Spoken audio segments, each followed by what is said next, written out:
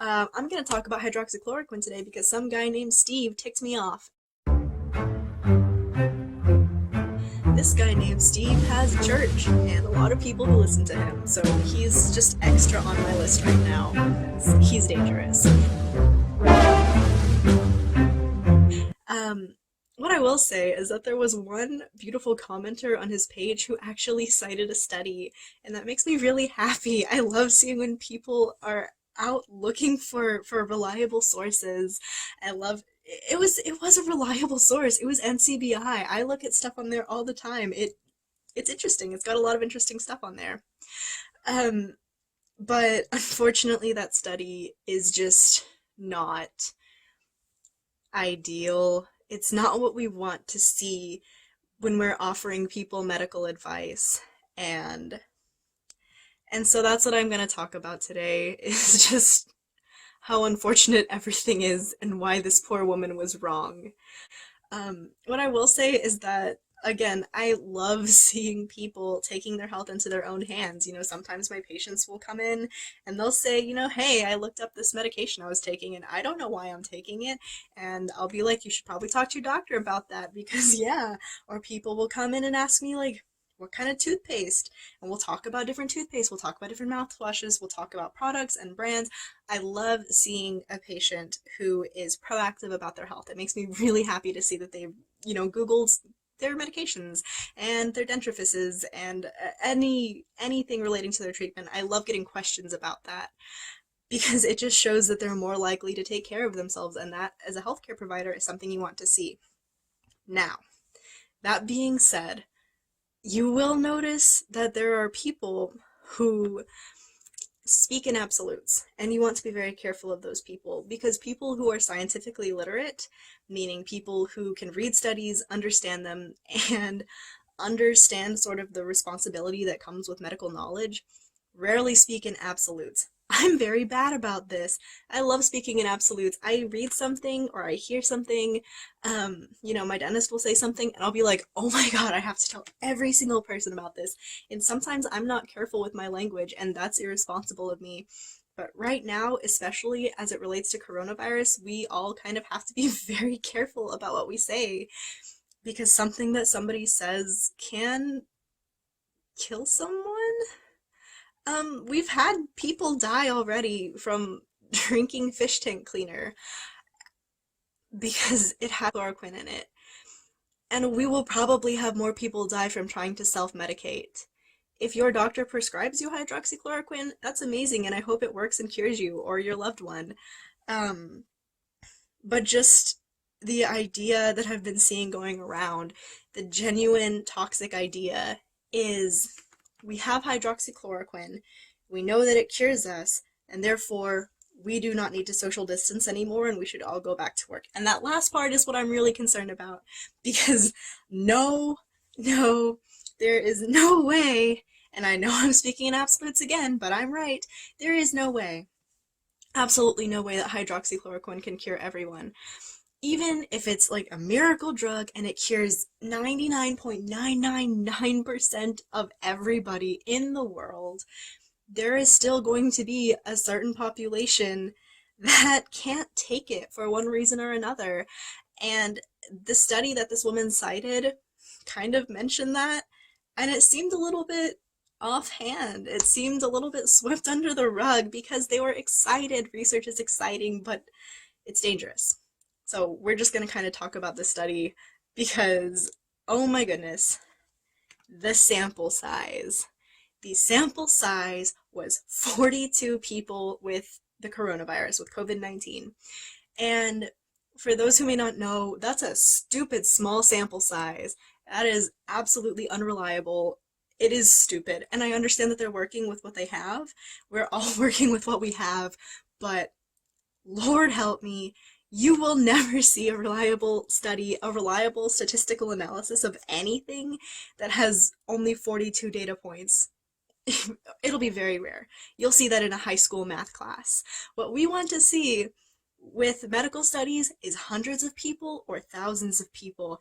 And then we want to see another group of researchers replicate that study exactly. They want to do the same exact thing with the same medication and another few hundred or a couple thousand people. And then you want to see another group of researchers back that up as well. That's how you get reliable scientific information, because one group of researchers may have a variable that we can't account for in the rest of the country. Maybe their group of people was just really lucky and that medication helps them.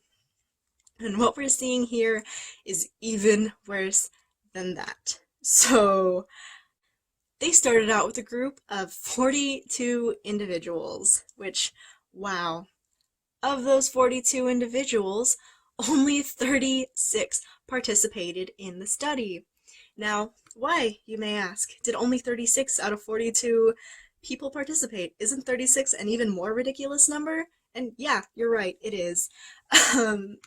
The people who were not allowed to participate were women who were pregnant or breastfeeding, which is a significant portion of the population, I would say, who are at significant risk if they contract coronavirus. So pregnant or breastfeeding, as well as people who have heart conditions, and particularly the study listed QT prolongation. Now, for those of you who may not be familiar with this, because I haven't seen it very often, QT prolongation is a heart condition. Basically, you know, we've all seen those heart wave graphs, right? And on the heart wave graphs, each of the waves has a name. Two of those are Q and T. And the distance between Q and T is the amount of time it takes for the heart to repolarize. Now, repolarization is basically the time it takes for the heart to recharge, per se, before the next beat, right? Because your heart has to hit specific electrical signals. It doesn't all contract at once, right? So one electrical signal will be triggered, and then another, and every single thing on the line has to be aligned. It has to be hitting those targets in time to be able to get that dual motion that we see and expect from the heart, or a healthy heart. Now, a QT prolongation, so a long time for the heart to recharge between beats, is going to be a problem in this study because it's more common in women. It is unfortunately more common in women. So that means that there are now 3 extra hoops that women have to jump through in order to participate in this study that is now going to affect so many people's lives, including many women. You know, you can't just make a study and, you know, discount a significant portion of the population or expect 50% of the population to jump through 3 extra hoops, meet 3 extra criteria. Then you're not getting a good sample. This has been a problem throughout the history of science, and I'm going on a bit of a tangent here. We're gonna take a drive down history lane. This has been a problem in the history of medicine, where women's bodies just have a little bit more going on. We have different anatomy than men. We have a different endocrine system, different hormones, and even that is really simplifying it. There's just a lot we don't understand, and right now, we don't really want to be taking that risk. We don't want to be saying, let's not include certain members of the population because they have conditions that we might not understand, because that's going to be 50% of your population that's now at risk. Other people who can't take this, people with certain retinal issues, people with certain heart conditions, people who are apparently under the age of 12, people who have a family history of certain heart conditions, people who have had a heart attack recently, people who would need to be treated for the coronavirus, people who absolutely are human and can contract the coronavirus. So, all of those people aside, let's now look at the rest of the subjects. So, we started out with a group of 42 people. We are now at 36 because pregnant women and people with heart conditions and retinal conditions and breastfeeding people and children, their lives don't matter, I guess. So we're back, and we are at 36. Of those 36 people, some were like, no, don't treat me, I'd rather die. Now we're down to 26 people. 26 people is just the dumbest number you can imagine. That's like a middle school math problem right there. Not even a statistics class. This is like middle school, find the average of two numbers level of small. 26 people is not a study. That is grasping at straws. So we're going to take our 26 people. Who are these 26 people, you may ask? I'm glad you asked, because I know very well, and I wish I knew them personally. They were divided into 3 categories. Those 3 categories, listed in order of dramatic effect, are upper respiratory tract infection. That's going to be people with rhinitis and pharyngitis, so inflamed nose, inflamed pharynx. Category 2 is going to be people with lower respiratory tract infections. That's going to be people with pneumonia and bronchitis. So those are people who are really, really struggling right now. Those are going to be people who got the worst symptoms, or some of the worst symptoms of the coronavirus, unfortunately. Category number 3 is asymptomatic people. Asymptomatic people made up 16.7% of the total number of people, which is a large percentage of your study. It is a large percentage of your study.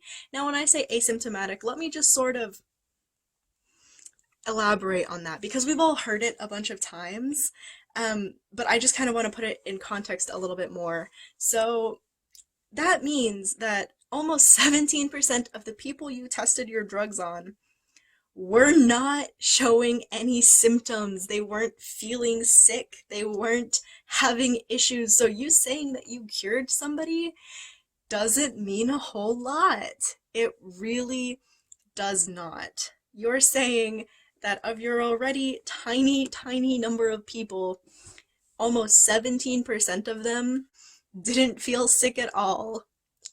So wow, how impressive that your medication made a person not feeling sick not feel sick. And yes, it got rid of the virus. The study did say that they tested negative for the virus, but because the sample size is so small, there is no way for us to tell whether or not those people would have been healthy in 3 days, whether they took the hydroxychloroquine or not. That's what happens when you have such a small study. Now, we are down to 20 people, because including the asymptomatic people, that 26 subject sample size went down to 20 because the study decided not to include 6 people. Now, the reasons for this are ridiculous. The study decided not to continue studying the person who died and the people who went to the ICU and the people who left the hospital. So, people who were dying and dead were not counted in the study. People who were originally part of it, who were dying or dead, were discounted in the 11th hour. That is not a reliable study. You can prove that anything is effective if you just discount the times when it's not. You can say that stuffed cats cure cancer, and you can just be like, but all those other people who died, they just don't count. We just didn't include them, but stuffed cat, buy our plush cats. They will cure you. That's what that's saying. That has the same exact medical legitimacy as what this study did. Now, we're down to 20 people. Of those 20 people, 15 of them are men. And we've already talked about why that's a problem. So 15 of them are men, and the mean age there is 45 years old. Again, an age when you are generally expected to be pretty healthy if you don't have any other conditions that you're dealing with. Wow, again, very impressive. And admittedly, the study showed some promising results with that group of people. If you're a healthy man, hydroxychloroquine may just be your best friend. this is not trustworthy. It is not at all something we can base our pandemic response on. It it it discounts women on the whole, and also unborn children, and also old people, and also children. So if you're a healthy young man, I guess you're fine. But I want to emphasize that you aren't making any personal choices anymore, as unfortunate as that sounds and as dystopian as that sounds. None of us are making individual choices right now. You staying home is not only protecting yourself, it's protecting other people. You not staying home is not you risking your health. It's you risking your health as well as your family's health and the health of everyone around you, especially if you're one of those people who is likely to be asymptomatic, especially if you're somebody with a healthy immune system who can fight it off. You can still absolutely spread the disease. And oh my lord, I cannot express the extent to which nothing is more important than a human life. Nothing in the world is more important than a human life, and saying that it's okay to go out because only certain populations are at risk is saying that those people's lives don't matter. And there's nothing you can do to justify that, especially not if you are Steve with the church. So I mentioned before that my clinic isn't super doing anything for now because dentistry just kind of got put on hold for a bit. But I did put on my scrubs for this. I don't know if you can tell. These are scrubs to make me look more trustworthy. And Steve is wearing a suit, so I don't know where that puts me in comparison to him on the valid information scale or the trustworthy scale. Let me know in the comments, I guess, if you trust me because I'm wearing scrubs.